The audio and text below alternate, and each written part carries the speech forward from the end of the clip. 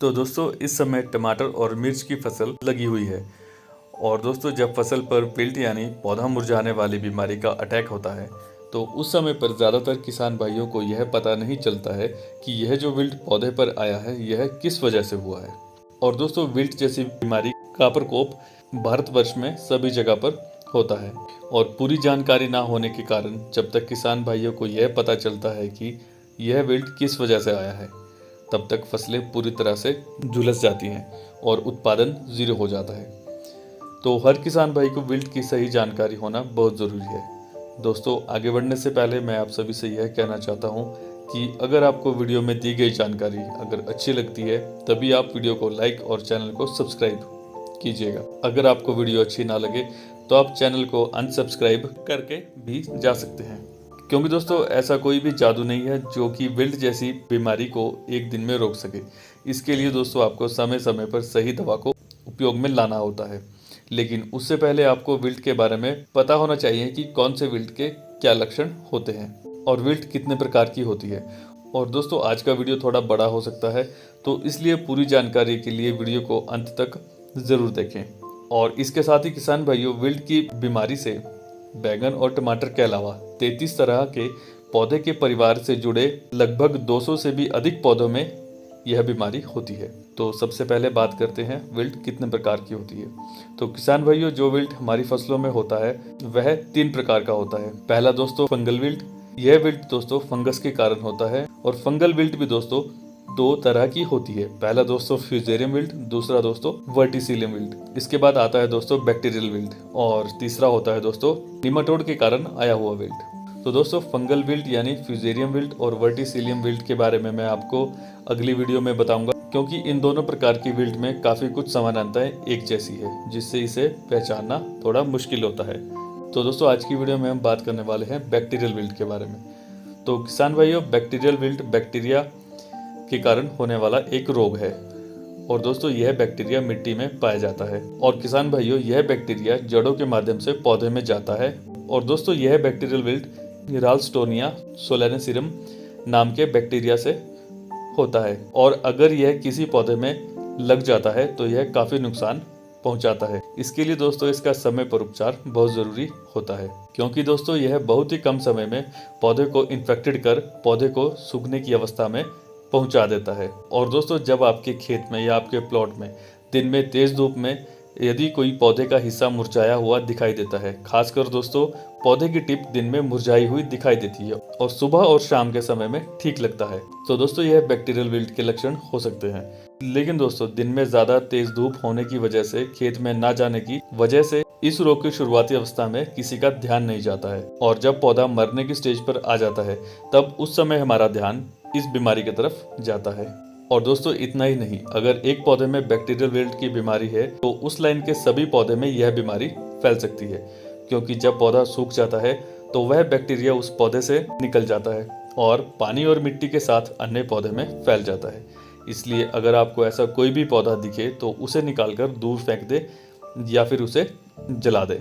और सबसे ज़रूरी बात है दोस्तों, अगर इस बैक्टीरिया का समय पर इलाज ना किया गया तो यह काफ़ी लंबे समय तक मिट्टी में जीवित रह सकते हैं। और अगर हो सके तो जिस खेत में बैक्टीरियल विल्ट की समस्या ज़्यादा है तो उस खेत में दोस्तों कम से कम 1 या 2 साल या फिर 3 साल टमाटर, मिर्च और बैंगन को तो आप बिल्कुल मत लगाएं। लेकिन दोस्तों जिनके पास जगह कम है तो उन लोगों को इसका उपचार करना ज़्यादा ज़रूरी हो जाता है। और बैक्टीरियल विल्ट के जो लक्षण होते हैं वह इन्फेक्शन के लगभग 5 या 6 दिन के बाद दिखाई देता है। और किसान भाइयों अब यह बीमारी हर जगह पर होती है और खासकर बारिश के मौसम में यह ज़्यादा देखी जाती है। और दोस्तों बैक्टीरियल विल्ट की पहचान आप पौधे के सिर को देखकर लगा सकते हैं, क्योंकि दोस्तों इसमें पौधे का सिर जो होता है, पौधे की टिप जो होती है वह झुकी हुई दिखाई देती है और नीचे के पत्ते आपको ठीक दिखते हैं। और पौधे के तने को तिरछा काटने से पानी में डालने पर एक अगर चिपचिपा लिक्विड निकलता है तो दोस्तों इसका मतलब है कि आपके पौधे में बैक्टीरियल विल्ट का अटैक है। और अगर दोस्तों किसी भी तरह का चिपचिपा लिक्विड ना निकले तो दोस्तों यह फंगल विल्ट भी हो सकता है और निमाटोड को आप जड़ों के पास बनी गांठ को देखकर पता लगा सकते हैं। अब दोस्तों बात करते हैं इसके कंट्रोल की। तो इसे कंट्रोल करने के लिए तो सबसे पहले दोस्तों आपको जिस पौधे में यह लक्षण है उसे निकाल कर फेंक दे। और दूसरा दोस्तों आपको ऐसे सीड का सिलेक्शन करना है जिसमें विल्ट की बीमारी ना लगती हो। और इसके बाद तीसरा दोस्तों, आप इसमें COC, कॉपर सल्फेट या कोसाइड, इन तीनों में से किसी को भी जड़ों के पास डालना होता है। और इन तीनों में से आप किसी को भी उपयोग कर रहे हैं तो इसके साथ में दोस्तों आपको एंटीबायोटिक को जरूर से मिलाना है, क्योंकि दोस्तों यह तीनों दोस्तों फंगिसाइड के साथ साथ बैक्टीरियासाइड का काम भी करते हैं। लेकिन दोस्तों आप इन सब से थोड़े समय के लिए बैक्टीरियल विल्ट को रोक सकते हैं। इसके लिए आपको 5 या 7 दिन के गैप के बाद पौधों की जड़ों के पास फिर से डालना होता है। और दोस्तों अगर आपने वीडियो को यहाँ तक देख लिया है तो वीडियो को एक लाइक ज़रूर से करें। और लास्ट में दोस्तों आप ट्राइकोडर्मा और सीडोमोनास को जड़ों के पास डालकर बैक्टीरियल विल्ट को कंट्रोल कर सकते हैं, क्योंकि दोस्तों यह एक बायोफंगिसाइड है और इसमें भी एक बैक्टीरिया होता है जो कि पौधे की जड़ों को नुकसान पहुंचाने वाले बैक्टीरिया को मार देता है। और दोस्तों आप इसे बुआई के समय भी यूज कर सकते हैं और बाद में इसे दोस्तों आप प्लांटेशन के बाद भी पौधे की जड़ों के पास डाल सकते हैं। और किसान भाइयों, इन दोनों बायोफंगिसाइड्स को आपको लगभग 10 दिन के बाद फिर से जड़ों के पास डालना होता है। और दोस्तों अगर आपको 2 बार इन बायोफंगिसाइड्स को उपयोग करने के बाद भी अगर ऐसा लगता है कि आपके किसी भी पौधे में बैक्टीरियल विल्ट के लक्षण आपको दिखाई दे रहे हैं, तो आप एक बार और इन दोनों बायोफंगिसाइड्स को मिलाकर पौधे की जड़ों के पास डाल सकते हैं। और दोस्तों इसके अलावा भी ट्राइकोडर्मा और सीडोमोनास बहुत से काम करते हैं। और अगर आपको इनके बारे में छोटी और ज़रूरी जानकारी चाहिए तो कमेंट ज़रूर करें।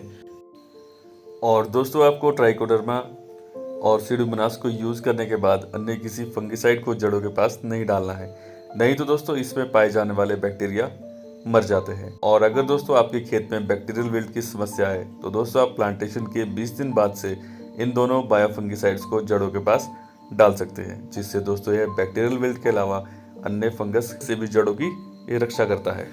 और अगर दोस्तों आपको बायोफंगिसाइड यानी ट्राइकोडर्मा और सीडोमोनास नहीं मिल रहे हैं तो दोस्तों आपको COC, कॉपर सल्फेट या कोसाइड प्लस एंटीबायोटिक को मिक्स करके अपने पौधे की जड़ों के पास ज़रूर डालना चाहिए। और ख़ास करके दोस्तों जब बारिश का मौसम हो उस समय आपको इन तीनों फंगिसाइड्स को एंटीबायोटिक के साथ मिलाकर पौधे की जड़ों के पास ज़रूर से डालें। तो किसान भाइयों, इस तरह से आप बैक्टीरियल विल्ट से अपनी फसलों को बचा सकते हैं। और दोस्तों आज का वीडियो काफ़ी लंबा हो चुका है, इसलिए मैं आपको फंगल विल्ट और निमाटोड के बारे में दूसरी वीडियो में बताऊंगा। और दोस्तों अगर इस वीडियो का रिस्पांस मुझे अच्छा मिलेगा तो दोस्तों मैं आपको अगली वीडियो में फंगल विल्ट यानी कि फ्यूजेरियम विल्ट और वर्टिसिलियम विल्ट को कंट्रोल करने के लिए एक ऐसी दवा के बारे में बताऊंगा जिससे कि दोस्तों आप फ्यूजेरियम विल्ट को भी कंट्रोल कर सकते हैं और साथ में दोस्तों आप निमाटोड को भी उसी दवा से कंट्रोल कर सकते हैं। तो दोस्तों आज की वीडियो में इतना ही, तो मिलते हैं आपसे अगली वीडियो में, तब तक के लिए बाय बाय, टेक केयर।